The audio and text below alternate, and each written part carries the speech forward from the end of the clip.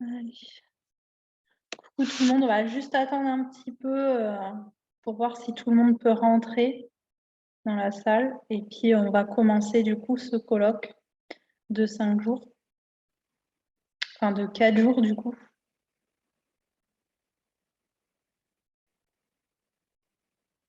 Si vous voulez, vous pouvez désactiver vos micros pour le moment. S'il y a des choses que vous voulez partager, il ne faut pas hésiter.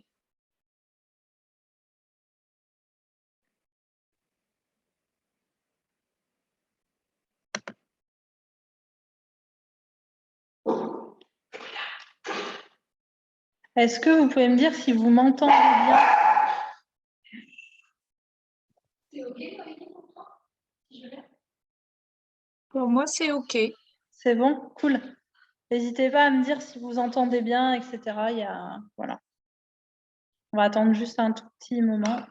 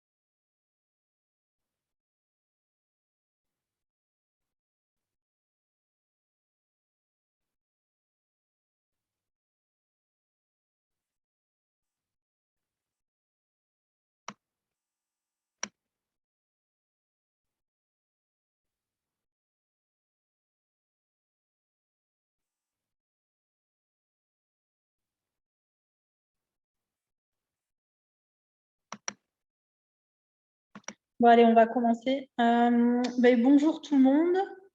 Donc aujourd'hui, on va travailler, je vais animer un colloque sur la médiation animale. La première chose qu'on va faire, c'est qu'on va je vais vous présenter déjà l'histoire de la médiation animale, parce qu'on ne sait pas trop d'où ça vient, cette chose-là. Donc, j'ai fait des recherches, etc. Donc ça va être notre contexte d'aujourd'hui. Je vais vous décrire en fait comment on en est venu à faire cette médiation, enfin à dire que ce qu'on fait aujourd'hui, c'est de la médiation animale. Demain, on va surtout voir comment choisir sa formation, parce qu'aujourd'hui, il y a beaucoup de formations et on ne sait pas trop comment choisir. Donc, je vous ferai une explication. Voilà. Jeudi, on va plutôt s'orienter de qu'est-ce que la pratique de la médiation animale, parce qu'aujourd'hui, il y a quand même plusieurs façons de faire. Et vendredi, je vais consacrer vendredi vraiment sur les questions et les réponses. Et je vous présenterai du coup Estelle, soit elle sera là jeudi, soit vendredi. Et je vous présenterai Estelle qui travaille avec moi et qui du coup m'aide en fait au sein du centre de formation. Donc, je vais déjà me présenter assez rapidement avant de commencer sur l'histoire de la formation. Donc, moi, je suis Noélie, je suis fondatrice de l'École de la vie, qui est une école qui existe depuis à peu près 1 an et qui forme en fait des intervenants en médiation animale. Qui c'est qui m'entend pas? Pourtant, tout est bon.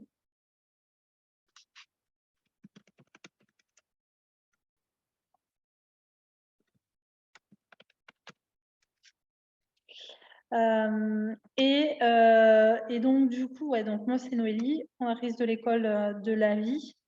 Donc, l'école, elle a 1 an et je forme en fait des intervenants en médiation animale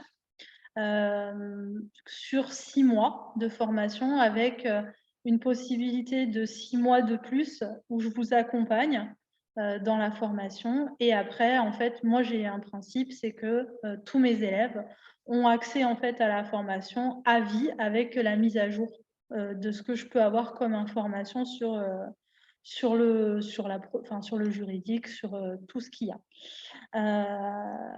Donc voilà, donc pour vous faire un petit topo de comment moi j'en suis venue à la médiation, donc j'ai un papa qui avait une ferme équestre et qui faisait de l'équithérapie. Et en fait, moi j'étais toujours avec des cahiers à observer ce qui se passait entre les personnes qui étaient handicapées et donc les chevaux. Et j'ai observé qu'il y avait des connexions qui se faisaient. Du coup, j'ai fait des études, comme c'était évident pour moi, dans le monde du cheval. Je ne me suis pas orientée au départ sur la médiation animale. J'ai travaillé dans différents domaines, dont j'ai monté des chevaux de course pendant 2-3 ans. Et après, la vie a fait que je me suis réorientée en tant que commerciale. Et j'ai fini, en fait, on va dire, ma carrière de commerciale dans un centre de formation. Donc, j'ai fait 4 ans dans un centre de formation. Et entre-temps, je me suis formée en kinésiologie. J'ai continué à travailler en psychologie humaine, à travailler en sophrologie. Enfin, voilà, j'ai continué mes observations en médecine chinoise, etc. Et moi, j'ai adoré, en fait, prendre des livres, regarder les thérapies qui étaient proposées dans les livres et les formations que je faisais et les remettre, en fait, en lien avec des gens qui venaient se faire accompagner avec moi sur mes chevaux, parce que j'ai toujours eu des chevaux. Et donc, du coup, voilà, j'ai décidé, une fois que j'ai fini ma carrière de commerciale, de monter cette école-là. Mais le but, au départ, en tous les cas, sur le pourquoi j'ai fait ce colloque. J'ai fait ce colloque surtout pour qu'il y ait de l'information sur la médiation animale, parce qu'aujourd'hui, on entend de tout et de n'importe quoi. Et j'ai envie, voilà, de vous partager ce que moi j'ai pu découvrir en étudiant les choses. Donc, on est parti sur l'histoire de la médiation animale. Donc, la médiation animale, il faut savoir que ça fait déjà des siècles qu'on travaille avec l'animal. La relation homme-animal, elle existe depuis très, très, très longtemps. Il y a, oui, alors là, il y a une fois, c'est 12 000 ans. À peu près. Ah. Donc, il y a 12 000 ans, en fait, il y a à peu près 12 000 ans, les chiens, ils accompagnaient déjà les hommes par la chasse, la cueillette, et en fait, on les a apprivoisés ou eux sont arrivés dans notre vie. Peu importe, mais en tous les cas, on a eu déjà cette première interaction avec les chiens et on vivait les uns des autres en proximité. Et en fait, l'humain et l'animal, donc le chien, soit le chien est venu nous aider pour transporter des choses, soit après, nous, on les a aidés dans la nourriture, dans les soins, etc.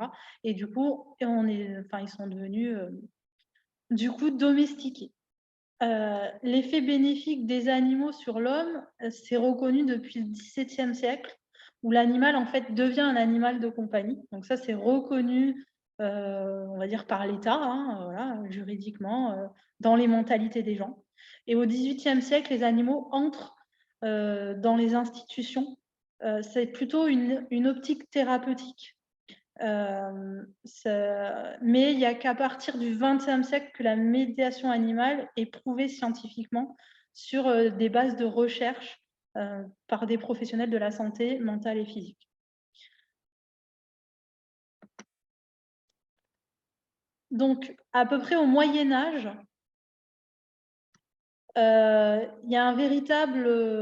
l'animal a un véritable support de soins. Ça se passe en Belgique, à Glende. En fait, ils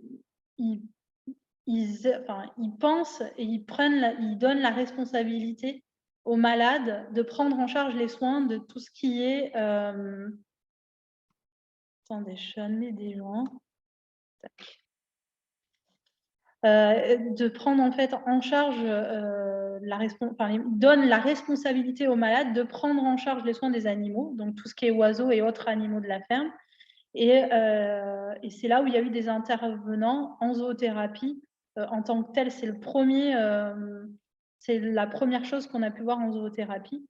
Et c'est là où l'animal devient devient et joue un rôle direct dans le traitement. Ils ont vu des améliorations, en fait.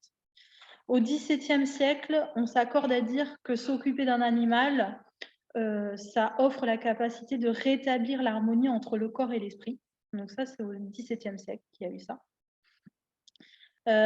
Et le plus ancien cas de zoothérapie dont nous nous rappelons remonte aux expériences de William Truc.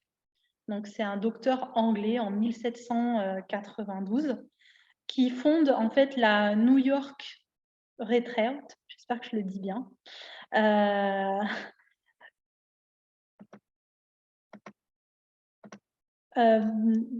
dans le domaine pour les malades mentaux. Lui, il va vraiment se consacrer aux malades mentaux. Donc, du coup, il apporte des lapins, des oiseaux, des volatiles, quoi, afin d'améliorer les conditions de vie des patients en leur demandant de s'en occuper. Et donc, les patients vont prendre soin des animaux, ils vont avoir un sentiment d'utilité et de responsabilité, et du coup, ça va améliorer du coup leurs conditions mentales. Dans les années 1850, durant la guerre de Crimée, il y a Florence Nightingale, donc ça c'est une infirmière britannique, qui est pionnière des soins infirmiers modernes, et elle souhaite améliorer la prise en charge des malades. Donc elle laisse en fait une tortue à l'hôpital, dans le but de réconforter en fait les patients et d'apaiser leur anxiété. Depuis environ 1867, en Allemagne, il y a l'Institut de Bethel, dédié aux personnes épileptiques. Ça suit le même principe que l'Institut de York Rustray. Cette fois-ci, par contre, c'est des oiseaux et des chiens, des chats et des chevaux qui sont dedans. Voilà, c'est exactement la même chose. Mais ça a été fait en Allemagne. Durant la Grande Guerre, il y a des chiens qui viennent en aide aux blessés en convalescence afin de briser leur solitude et d'accélérer en fait leur guérison, ou aussi de faire accepter leur handicap qu'ils ont, parce que il faut s'imaginer que pendant la guerre, il y a eu des amputations, etc. Et ça, il faut le faire accepter. Et c'est en 1944 que la Croix-Rouge de New York mettra même sur pied un programme thérapeutique entre l'homme et l'animal. Donc, on a vraiment mis des programmes sur la thérapie entre l'homme et l'animal. En 1937, il y a Freud qui constate que les enfants s'identifient aux animaux plus facilement en fait qu'à leurs parents. Donc là, il a fait des recherches scientifiques par rapport à ça. Et au XXe siècle, la recherche se développe et les bienfaits de la contribution animale sur le bien-être des humains sont scientifiquement démontrés. Donc, il y a eu plusieurs recherches scientifiques qui ont été faites aux États-Unis, au Canada. Il y en a eu aussi en Angleterre. Et du coup, on a vraiment condensé en fait ces recherches-là. Aujourd'hui, on en a quelques-unes en France, mais très, très peu.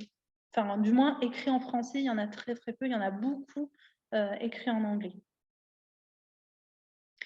En 1953, il y a les pédopsychiatres américains Boris Levinson qui a découvert en présence de son chien, lors d'une consultation, qu'en fait, il y avait des effets bénéfiques auprès de jeunes patients autistes mutiques. En fait, ce qui s'est passé, c'est que des parents sont venus amener leur enfant à ce pédopsychiatre et en fait, l'enfant, qui ne parlait pas du tout, s'est mis à parler pour la première fois avec son chien Jungle. Et c'est là qu'en fait, la zoothérapie, elle est née. Et elle a été appelée le PET Facilitated Psychothérapie. Voilà, donc c'est lui qui a donné un nom, en fait à la zoothérapie, et c'était en 1953. En 1958, il y a un couple de psychiatres américains, Samuel et Elisabeth Corson, qui introduisent l'animal de compagnie pour traiter des maladies mentaux, donc tout ce qui est schizophrénie notamment, au lieu de prendre des méthodes traditionnelles, parce que ça ne fonctionne pas. Et donc, du coup, eux, ils ont travaillé avec les animaux. Et il y a eu de réels bénéfices, en fait. Ils ont pu constater des bénéfices, en fait, par rapport aux schizophrènes. En 1976, Ange Condoré, donc une vétérinaire bordelaise, entreprend des expériences avec des enfants souffrant de problèmes de langage et définit en 1978 une nouvelle méthode adaptable à chaque enfant. Ça va s'appeler l'IAMP, pour intervention animale modulée précoce. Cette méthode, elle existe toujours, pour information, et elle est encore faite plusieurs fois. Enfin, voilà. Dans les recherches que j'ai pu faire, ça a été fait encore plusieurs fois. Après, on a eu l'Institut universitaire en santé mentale à Douglas, à Montréal. Mental Douglas à Montréal. Et en fait, il y a un département là-bas qui a été créé en zoothérapie par Raymond Plouffe en 1985. Voilà. Et il faut savoir quelque chose, c'est que la zoothérapie, elle vient du Canada, c'est-à-dire que c'est eux qui ont créé des unités spécifiques de zoothérapie ou de médiation animale, peu importe, et qui ont été après importées en France par la suite. Enfin, on a démocratisé en fait la médiation animale par la suite. Et au Canada, ils ont fait beaucoup d'études sur la médiation animale. Voilà. Et aujourd'hui, en fait, ils continuent encore. Hein. Il faut savoir qu'il y a d'autres thérapeutes comme Freeman, Karcher, Lynch ou Thomas qui ont également constaté en fait que le simple fait de caresser un animal, ça fait baisser les tensions artérielles et ça permet de diminuer la mortalité chez les cardiaques. Donc, comme vous pouvez le constater, en fait, la médiation animale, ça fait des siècles qu'on est avec les animaux, ça fait des siècles qu'on a des bienfaits, pas tout nouveau. Hein, c'est des choses qu'on connaît déjà depuis plusieurs années. Après, c'est surtout la définition qu'on en fait qui est importante. En 1998, il y a les chercheurs Baker et Dawson qui démontrent que la médiation animale réduit de façon significative le stress et l'angoisse. Donc, pour ceux qui font déjà la médiation animale, vous pouvez voir que, en effet, quand on est avec des animaux, on est quand même moins stressé et moins angoissé. Pour ceux qui ont des animaux de compagnie, vous avez pu le remarquer avec les chiens et les chats. Et sinon, après, faites le test vous-même et vous verrez que, voilà, aujourd'hui, quand on est en présence d'animaux, on a quand même moins de stress. Des expériences d'introduire des chiens dans les prisons aux États-Unis ont eu comme résultat de calmer les détenus et aussi en présenter moins de dépression et d'agressivité. Aux États-Unis, il y a un programme qui est fait avec des Mustangs. Il y a eu un film d'ailleurs dessus où les détenus en fait débourrent et travaillent des Mustangs. Et après, en fait, ça leur permet d'être réhabilités dans la vie active. Donc, ils ont tout un programme de réinsertion des Mustangs qui sont vendus aux enchères, etc., pour continuer le bénéfice du programme. Mais c'est les détenus qui s'occupent en fait des chevaux. Aux États-Unis, il y a plusieurs programmes comme ça. Si vous allez rechercher un peu, vous verrez, il y a beaucoup de programmes sur la réinsertion de prisonniers par l'animal, par le biais de l'animal. Donc, pour conclure, la médiation animale, c'est pas nouveau. C'est une méthode aujourd'hui qui est dans l'air du temps, mais qui n'est pas nouvelle. Et ça fait très longtemps qu'on l'utilise. Cependant, aujourd'hui, on essaye du moins de professionnaliser et de perfectionner en fait la médiation animale. Je vais juste regarder. Okay. Je vais juste vous donner la définition que moi j'en fais de la médiation animale, parce qu'aujourd'hui on a plein de mots. On a médiation animale, zoothérapie, zooanimation, thérapie assistée par l'animal, activité assistée par l'animal. Enfin, il y a plein de mots. Il y a équicien, équithérapie. Enfin bref, on a plein de mots. Mais en fait, ce qu'il faut retenir, c'est que la première chose qu'il y a à retenir, c'est que c'est une connexion entre l'homme et l'animal et c'est pour amener du bien-être à l'homme. Okay, donc, je sais qu'il y en a beaucoup qui se perdent avec les mots. J'ai beaucoup de personnes qui viennent discuter avec moi pour savoir comment je pratique, pour savoir comment faire, etc. On va pouvoir échanger après. Je vais vous laisser libre à vos micros. Mais le but aujourd'hui, c'est de comprendre qu'en fait, tous les métiers. Alors, ce n'est pas des métiers, qu'on soit d'accord, juridiquement parlant, aujourd'hui, ce n'est pas reconnu par l'État, que ça soit juridique, fiscalement, etc. Il n'y a pas de reconnaissance. Voilà. Il y a quelques centres de formation Et je dirais même qu'aujourd'hui, il n'y en a qu'un seul qui est certifié par France Compétences. Voilà. Moi, je suis en cours de certification, pour information. Tout le reste, ce ne sont pas des certifications, ce sont des attestations de formation. On reverra ça demain, mais voilà, il faut bien être clair avec ça. Aujourd'hui, ce n'est pas un métier. Juridiquement parlant, il n'y a pas de règles.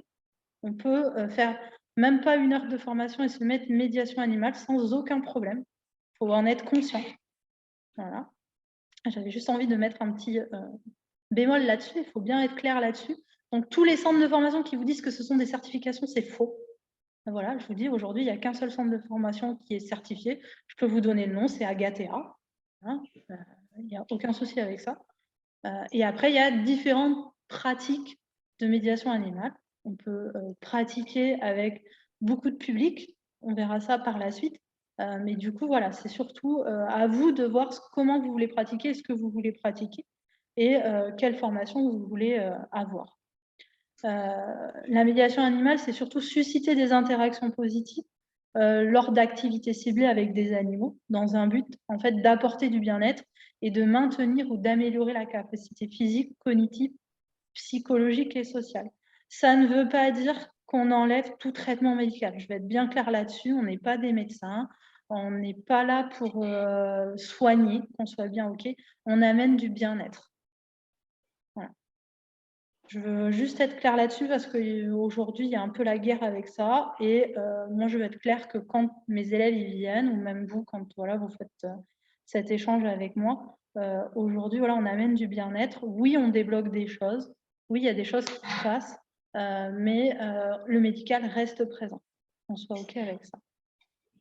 Et les objectifs sont en fait de créer du lien entre l'animal et la personne, d'apporter du bien-être, comme j'ai dit, de la mobilisation de la personne, parce qu'il y a des personnes voilà, qu'on n'arrive pas à mobiliser, d'améliorer la psychomotricité, la communication aussi, la cognition, et d'aider la personne aussi à se valoriser, à l'autonomie et à la sociabilisation, etc., etc. On pourra en rajouter plein. Voilà, donc là, j'ai fini en fait par rapport à l'histoire. Maintenant, je vais vous donner le micro pour ceux qui veulent. Et je vais vous laisser du coup me poser vos questions, n'importe quelle question. Et voilà, j'y réponds sans aucun souci. Qui c'est qui veut commencer? Je vais regarder déjà s'il n'y a pas de questions.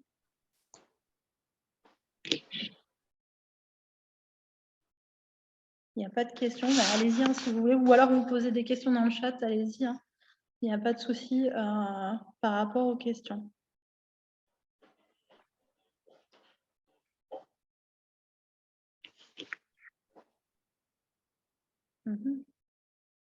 Personne n'a de questions?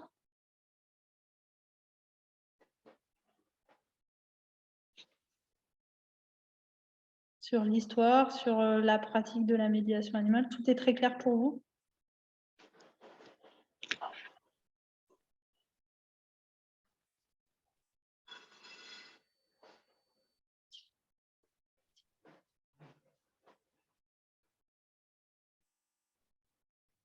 Alors, question d'Angélique. Je crois que je n'ai pas toute ta question, Angélique. Ah, il faut être... Alors, non, il ne faut pas être assisté d'un corps médical. Alors, la question d'Angélique, c'est est-ce qu'il faut être assisté d'un corps médical? Non, on n'est pas obligé d'être assisté par un corps médical. Par contre, on peut travailler en relation avec le corps médical. Moi, ça m'arrive.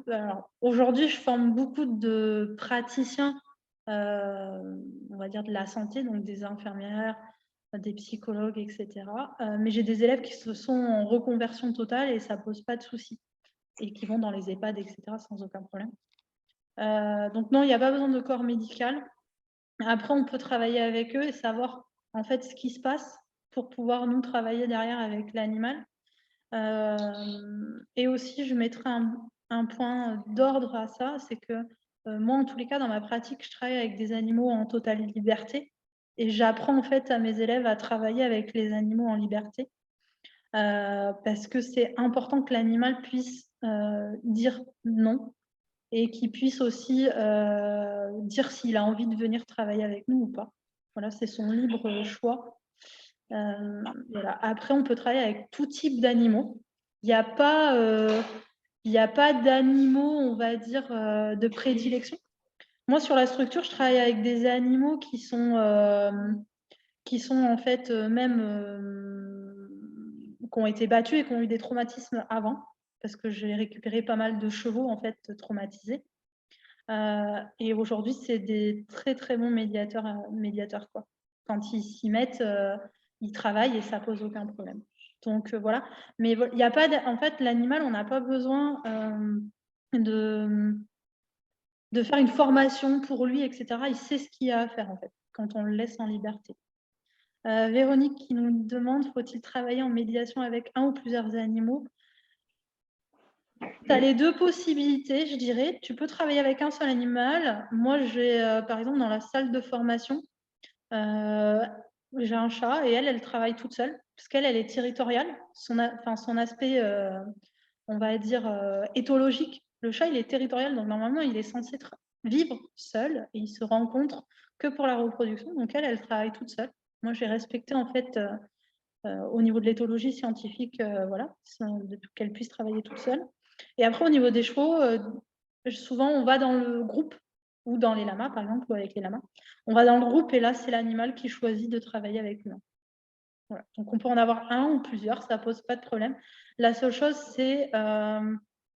c'est surtout de donner des temps de pause à l'animal et de ne pas enchaîner, en fait, les séances. Parce que bien souvent, en fait, les séances, elles s'enchaînent. Et c'est là où on va, où l'animal, il va, enfin voilà, ça se répercute sur lui quand même, l'émotionnel, etc. Donc voilà, oui, on peut travailler sur un ou plusieurs. Est-ce qu'il y a d'autres questions?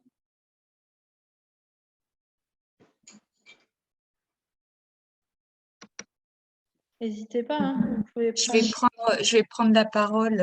Oui, vas-y, Ce sera plus facile qu'à l'écrit.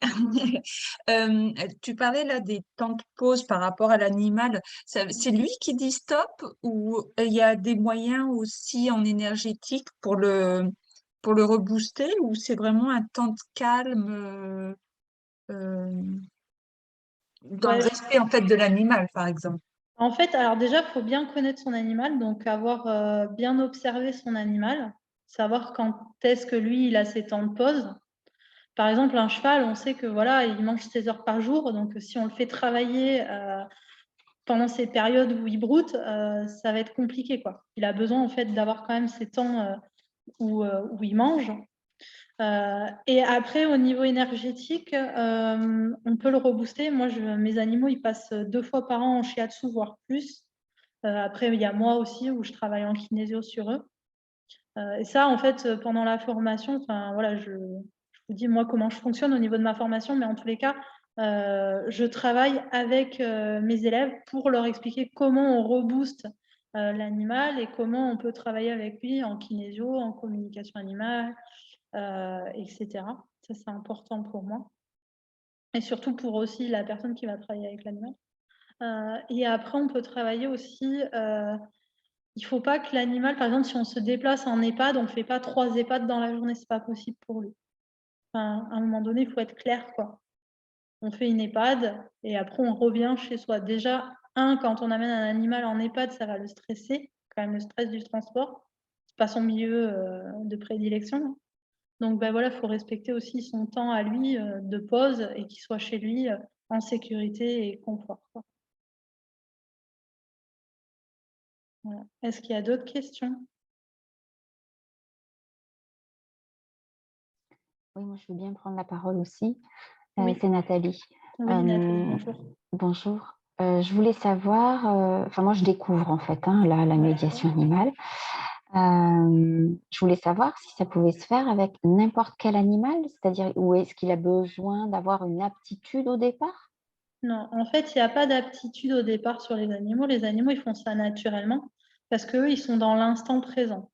C'est-à-dire qu'il n'y a pas d'espace-temps et ils ruminent pas comme nous, les humains. D'accord? Donc, pour moi, il n'y a pas d'aptitude. L'animal, il est capable de le faire. si on respecte sa physiologie et si on a observé son éthologie, enfin l'éthologie scientifique. Pas l'éthologie où on apprend à lui faire la pirouette et cacahuète, ça marche pas. L'éthologie vraiment scientifique, c'est-à-dire qu'on a pris des bouquins avec des gens qui ont observé des animaux sauvages et qu'on a du coup superposé en fait ce qui se passe dans la nature chez nous. Je donne un exemple. Un chien, il a besoin de bouger. S'il est enfermé 23 heures sur 24 dans un appartement, ça ne va pas le faire pour faire de la médiation animale. D'accord ? Donc, il faut arriver à donner tous les besoins physiologiques et mentaux à l'animal pour que lui, il soit disponible après en médiation animale. Je vous donne un exemple. Moi, aujourd'hui, je travaille avec des chevaux. Mes chevaux, ils sont H24 dehors. Ils mangent de l'herbe et des fibres. Ils ne mangent pas de céréales. Ils sont en troupeau. Ils ont des interactions. Et avant, j'avais un élevage. Donc, en fait, les talons et avec ses juments et avec ses poulains. Et je fais de la médiation avec autant des poulains que des chevaux adultes. Et ça fonctionne très, très bien. Donc voilà. Mais c'est juste que moi, j'ai observé comment ils fonctionnaient naturellement. Et je les ai remis dans une condition, on va dire, naturelle domestique, parce qu'ils sont quand même domestiqués. Mais où, en fait, je me rapproche quand même de leur état physiologique. Donc, tous les animaux, même ceux qui sont traumatisés. Moi, aujourd'hui, j'ai des animaux qui ont été maltraités par l'homme, où on leur a attaché les membres avec des barbelés, etc. Ils font de la médiation. Et ils sont hyper sensibles, etc. avec l'humain. Ça pose aucun problème. Mais voilà, après, j'ai retravaillé sur eux, comme je disais tout à l'heure, en énergétique, voilà, en kinésio, etc. pour qu'eux, ils aient un équilibre. Le but du jeu, c'est qu'eux, ils soient en équilibre sur leur état énergétique, sur leur état mental et sur leur physiologique. S'ils ont ça, on peut aller travailler avec eux après sans aucun problème. Est-ce qu'il y a d'autres questions ?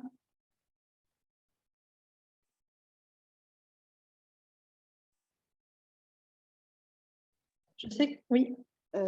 Oui, Vas-y, bonjour, c'est Angélique. Angélique. Ce sera plus simple aussi par message vocal. Du coup, c'est juste pour revenir sur les centres certifiants. Du coup, Oui. s'il y a 15 centres certifiants, donc au final, ça veut dire qu'on ne peut pas faire passer, se former en utilisant les CPF. C'est ça. C'est Le pas CPF, voilà, c'est ça. Aujourd'hui, il n'y a qu'un seul centre qui accepte le CPF. Parce qu'en fait, pour pouvoir être certifiant, il faut que la formation elle soit reconnue à France Compétences. France Compétences, c'est lui qui donne en fait la certification. Non, l'IFZ, il n'y est pas. Non. L'IFZ, ils ont juste des modules, mais ils n'ont pas toute la formation. Donc leur formation, elle n'est pas certifiante en fait. C'est des modules qu'ils ont et en plus, ils truandent un petit peu parce que des fois, ils font passer le CPF sur du montage d'entreprise. Donc, normalement, ils n'ont pas le droit de faire ça. Mais bon, après, c'est leur problème à eux, hein, ça ne me regarde pas. Mais ils n'ont pas la formation en médiation animale, intervenant en médiation animale complète, ils ne l'ont pas. Ils ont des modules sur des choses de 15 jours, là, des formations de 15 jours qu'ils font, sur par exemple l'handicap et l'animal, mais c'est tout. Ils n'ont pas une formation complète. Le seul aujourd'hui qui a une formation complète, c'est Agathea, qui lui a une formation sur chef de projet en médiation animale. Et qui, lui, peut prendre le CPF. C'est tout. Et il faut savoir que pour qu'un centre soit quand même reconnu au répertoire spécifique ou au répertoire national des compétences professionnelles, c'est un long parcours. Et ça demande beaucoup de temps parce qu'en fait, il faut décrire tout ce qu'on fait. Il y a un rapport à donner, etc. Et du coup, on est contrôlé très régulièrement. Après, Angélique, pour répondre à ta question, on peut avoir aussi des financements, ce qu'on appelle pour les OPCO et avec Pôle emploi. Et là, il n'y a pas besoin d'être certifié. En fait, on fait ce qu'on appelle Calliope, qui est la certification des centres de formation qualité. C'est-à-dire qu'en fait, on passe un audit. Donc moi, je suis certifiée Calliope, mon centre de formation, il est reconnu par l'État français, comme quoi mon suivi de stagiaire, il est de qualité. Et je suis auditée tous les 18 mois, en fait, par ce centre qui vient, en fait, dans mon centre de formation et qui regarde, en fait, comment je forme les gens.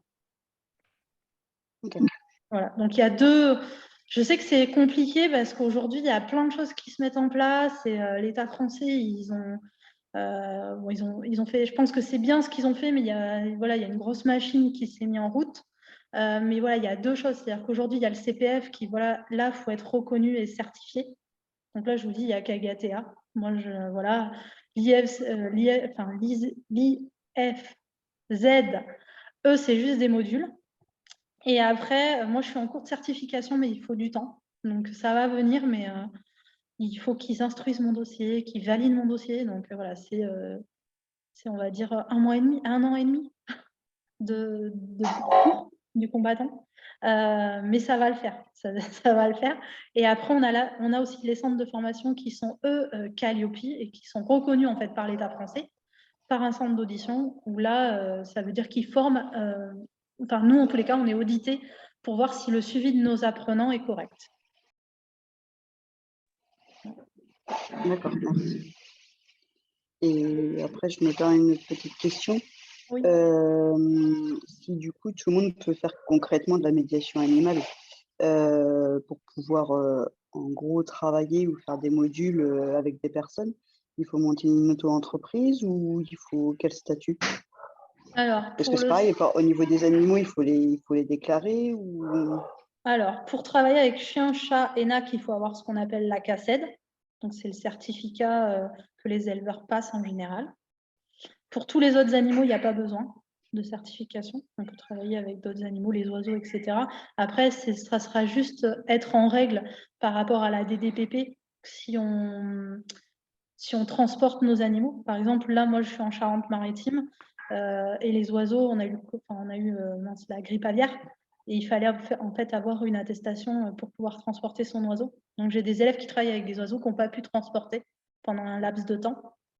Après, il n'y a pas, aujourd'hui, comme je vous disais, la médiation animale, c'est juridiquement parlant et fiscalement parlant, il n'y a rien de noté. Ça veut dire que quelqu'un qui travaille avec un cochon, pas un cochon d'Inde, mais qui travaille avec un cochon qui l'emmène en EHPAD et que l'EHPAD, elle est OK pour le recevoir, ça ne pose aucun problème. Il n'a pas besoin, en fait, d'avoir de métier du social ou autre. D'accord. Okay. Voilà. Après, aujourd'hui, pour moi, en tout cas pour moi, comment je le vois, c'est qu'il faut quand même que la personne, elle s'intéresse à l'éthologie scientifique de son animal. C'est primordial. Parce que je vois des gens faire de la médiation animale avec des chiens qui sont enfermés. Pour moi, c'est carrément pas possible. Ou vice-versa, ou faire de la médiation animale avec des chevaux qui vivent 16 heures dans un box, dans leur toilette, c'est un peu compliqué quand même. Voilà. Et après, il faut aussi s'intéresser en fait à la notion humaine, à savoir en fait déjà comment fonctionne la communication entre humains et comment fonctionne la connexion animal-humain. Si ça, on l'a pas, si on ne s'intéresse pas à ça, c'est difficile de faire de la médiation animale. Parce que même si on va brosser juste un animal, il y a quand même quelque chose qui se passe. Donc, il faut quand même en être conscient de ce qui se passe. Après, c'est ma vision des choses. Hein. Moi, je sais qu'il y en a qui vont faire de la médiation animale, ils amènent leurs animaux, ils les mettent en EHPAD, tout va très bien, ils repartent et voilà, ils ont fait du bien-être. Pourquoi pas? C'est une solution. Mais en tous les cas, moi, aujourd'hui, dans la formation que je fais, j'aime bien amener cette fonction de neurosciences, de psychologie, voilà, d'énergie, comme j'ai parlé tout à l'heure, des médecines ancestrales, parce que tout est connecté ensemble. Donc, pour moi, c'est important qu'on sache que quand on est en présence d'animaux, il y a les émotions qui sont là, qu'on va aller travailler sur des émotions, qu'on va aller travailler sur des choses. Voilà. Après, ça dépend ce que toi, tu veux faire ou ce que tu souhaites faire, en fait. Ok, je suis en reconversion professionnelle, c'est pour ça. D'accord, ok. Mais après, c'est vraiment, comment toi, tu vois la chose. Tu vois, il n'y a pas de... En médiation animale, aujourd'hui, il n'y a pas de ligne directrice et il n'y a pas de règles. Donc, on peut vraiment faire la médiation animale libre de choix en respectant, bien sûr, le corps médical. Parce que ça, pour moi, c'est très important. Mais on peut vraiment faire plein de choses. Moi, aujourd'hui, j'ai des personnes qui ont des graves maladies comme des cancers et des leucémies qui viennent faire de la médiation animale chez moi. Et on a une amélioration du bien-être. Donc, ça veut dire qu'il se passe quelque chose. Donc voilà. Après, c'est tout, c'est un enjeu de comment on voit la médiation et comment on veut la faire. Mais pour moi, en tous les cas, ceux qui font de la médiation animale, les intervenants, il faut qu'ils aient fait un travail de développement personnel sur eux. Sinon, c'est un peu compliqué d'aller travailler en médiation animale. En tous les cas, moi, sur la formation, on travaille en développement. Je travaille comment on va fonctionner en intervenant en médiation animale. Mais par contre, on travaille sur du développement personnel. Parce qu'il faut être carré, en fait, dans ce qu'on fait. Ok. Est-ce qu'il y a d'autres questions? Alors, oui. Vas-y, Émilie, puis on fera voilà, moi, Nathalie après. Vas-y, Émilie. Bon, alors moi, du coup, je pratique déjà un peu la médiation animale. Moi, j'ai fait un module, du coup, enfin, 2 Ouais. modules, mais du coup, sur le même thème à l'IFZ.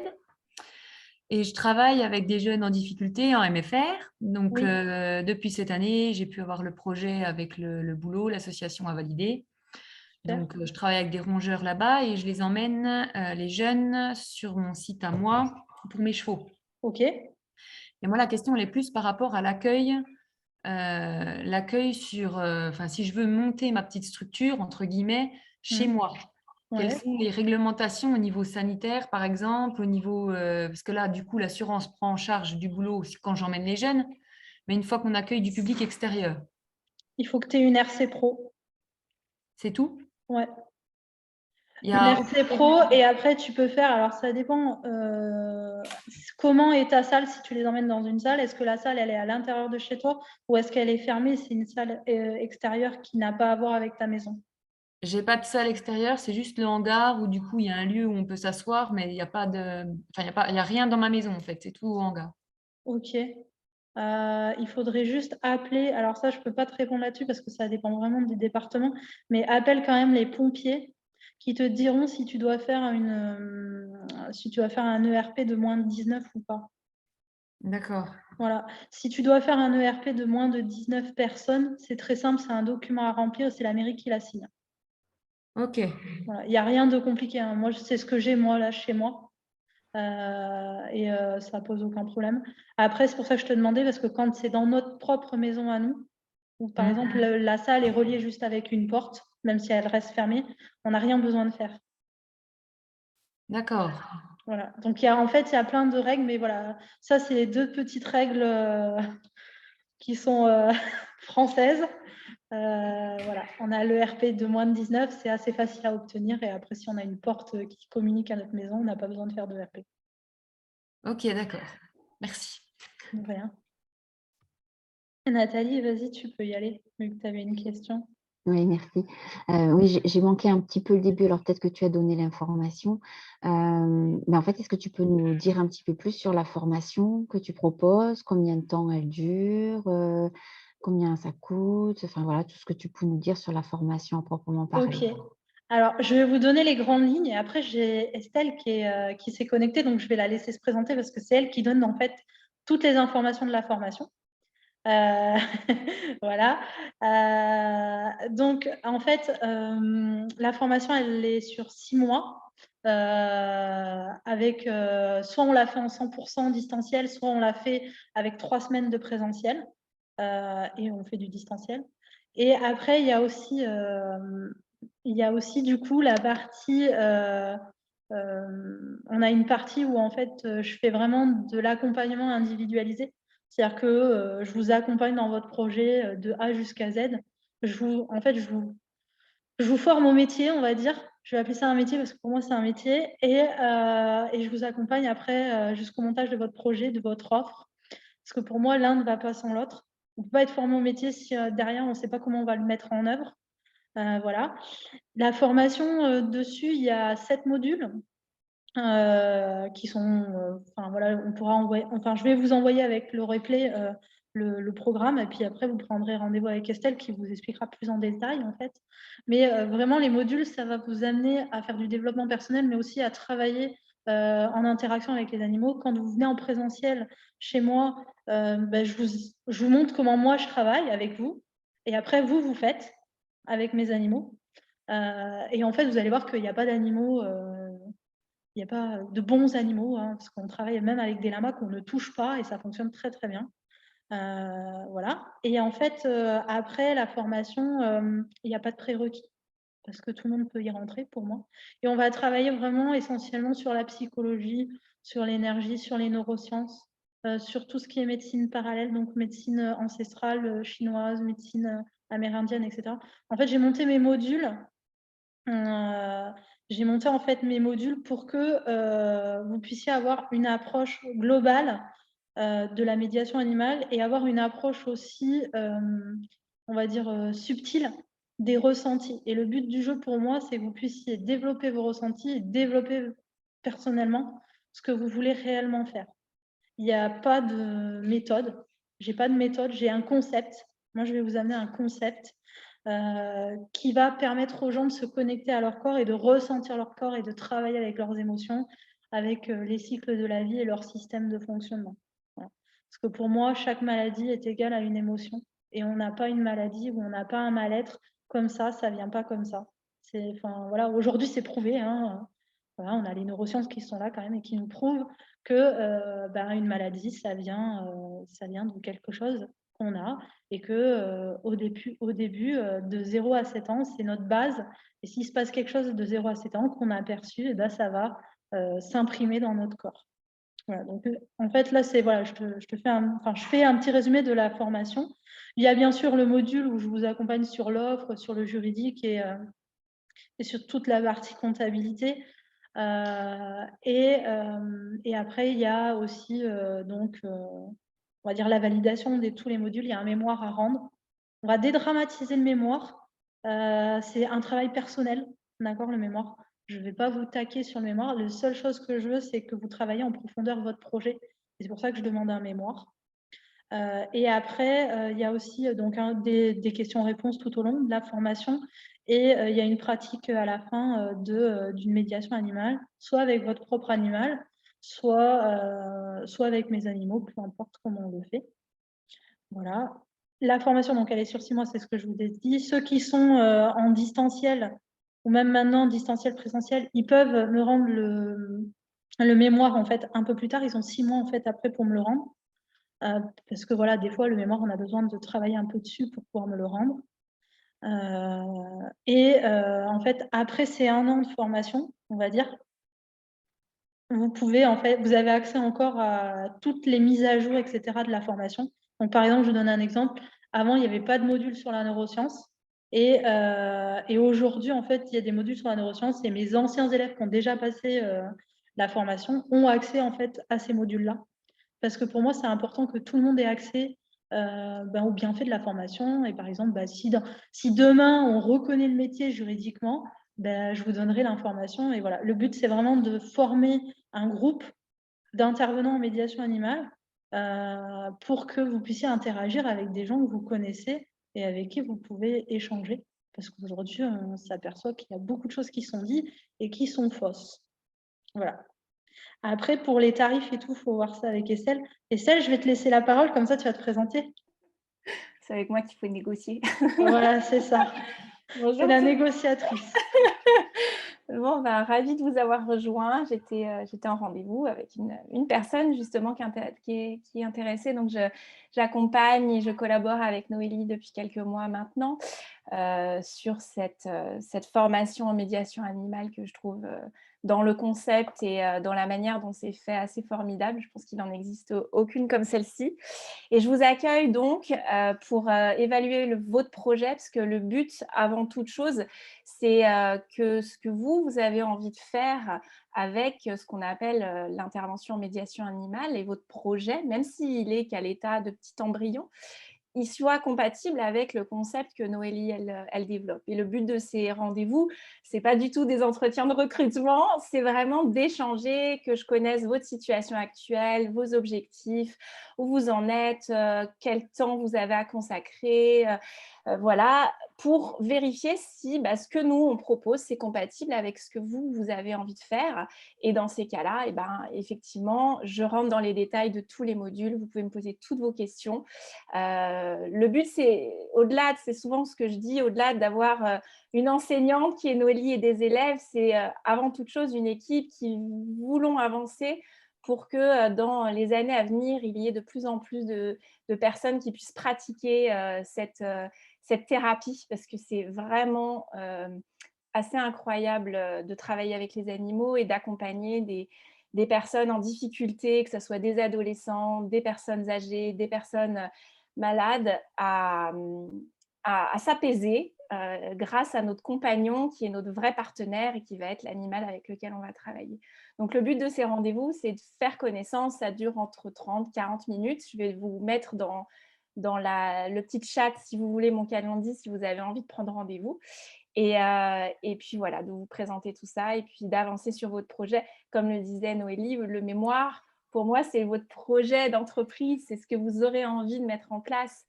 Et voilà, je crois que c'est déjà pas mal. Tu en avais dit beaucoup déjà. Donc voilà, donc prenez rendez-vous. Moi, je suis disponible et je prends beaucoup de plaisir à vous rencontrer.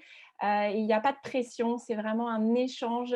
Le but, c'est qu'on soit toutes, alors il n'y a que des femmes, donc toutes au bon endroit, là où on doit être, à l'instant où on doit l'être. Donc déjà, si vous êtes là aujourd'hui, c'est que vous êtes au bon endroit.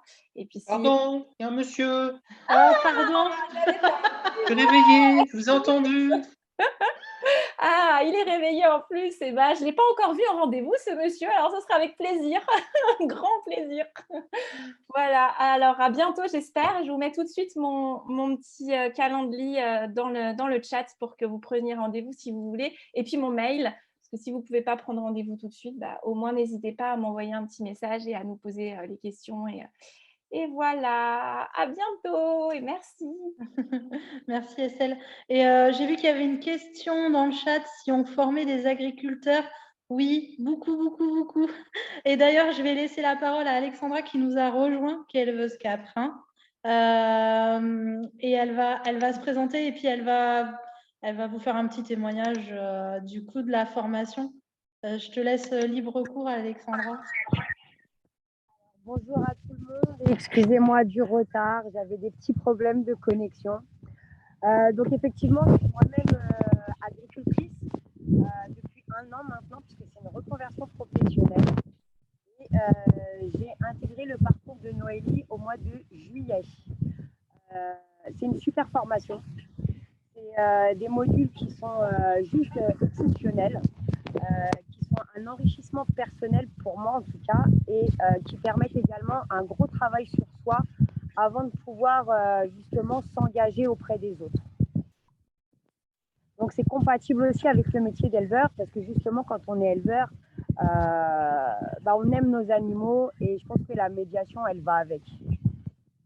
Je ne sais pas si j'ai suffisamment été claire dans ma réponse et si je peux vous aider un peu plus, il n'y a pas de souci. Merci Alexandra, super. De toute façon, il y aura d'autres témoignages. Il y a Audrey aussi qui est agricultrice et qui travaille avec des vaches, qui viendra, je crois, jeudi de mémoire. Et je crois qu'il y avait un autre... oui, est-ce que tous les modules sont obligatoires? Ça, il faut déjà qu'on puisse voir le projet pour voir ce qui est obligatoire ou pas, et ce qu'on peut faire, etc. Il faut voir ce qui a été fait avant, etc. Donc ça, il faut prendre rendez-vous avec Estelle et puis on évaluera après derrière. Voilà. Bon, écoutez, je vais remercier tout le monde s'il n'y a pas d'autres questions. Et puis, je vous dis à très bientôt. Je remercie Alexandra et puis Estelle d'avoir été là aujourd'hui. Et puis, à très bientôt. Et je vous envoie du coup le lien pour ceux qui veulent. Voilà, s'il y a d'autres questions, n'hésitez pas, vous m'envoyez un petit mail et je répondrai. Voilà. Merci et puis bonne journée à tout le monde. Merci.